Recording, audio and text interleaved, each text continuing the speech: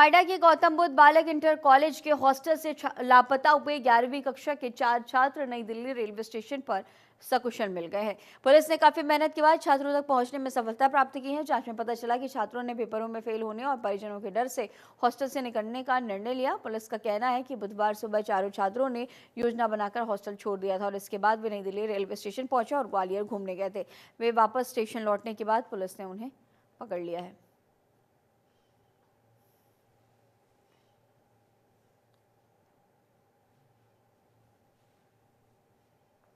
2 दिन पहले थाना इकोटेक 3 पर सूचना मिली कि एक सरकारी इंटर कॉलेज से 4 बच्चे गुम हो गए हैं।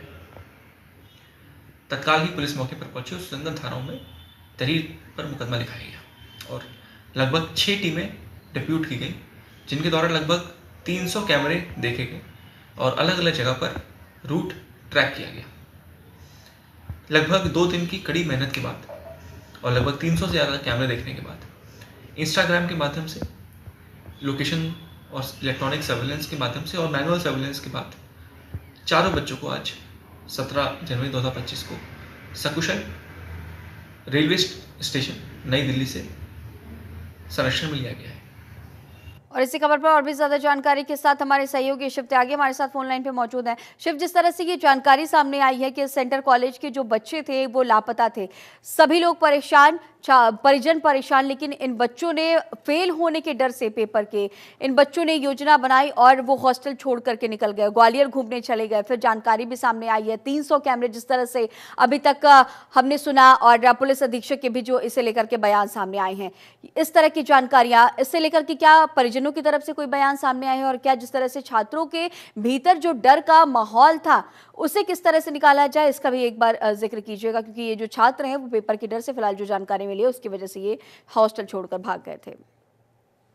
देखिए, 4 दिन पहले ग्रेटर नोएडा के बालक इंटर कॉलेज से ये सभी छात्र जो 11वीं कक्षा के छात्र हैं ये चले गए थे बिना बताए और हॉस्टल से निकल गए थे। उसके बाद से जो हॉस्टल के प्रशासन है उसके ऊपर यहाँ पे परिजनों के द्वारा आरोप भी लगाए गए कि यहाँ पे सीसीटीवी कैमरा नहीं लगाए गए हैं, कोई भी यहाँ पे बच्चों की सिक्योरिटी पॉइंट ऑफ व्यू से यहाँ पे कोई भी चीजें इंतजाम नहीं है। उसी को देखते हुए जब इकोटेक थाना पुलिस ने इस पूरे मामले की जांच पड़ताल की तो पुलिस के द्वारा ये 300 से ज्यादा कैमरे खंगाले गए। 4 दिनों में बच्चों को सकुशल बरामद कर लिया गया।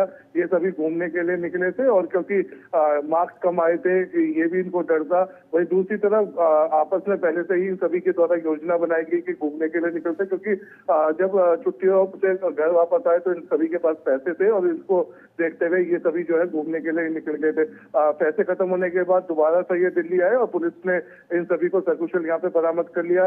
ये घूमने के लिए निकले थे, पुलिस उनसे भी पूछताछ करेगी, उनसे भी बातचीत करेगी, लेकिन बच्चों के द्वारा ये खुद बयान दिया गया कि घूमने के लिए ये सभी हॉस्टल से निकल गए थे और बिना बताए इसीलिए निकले कि जिससे कि कोई रोका टाकी ना हो, कोई हमें रोक ना पाए।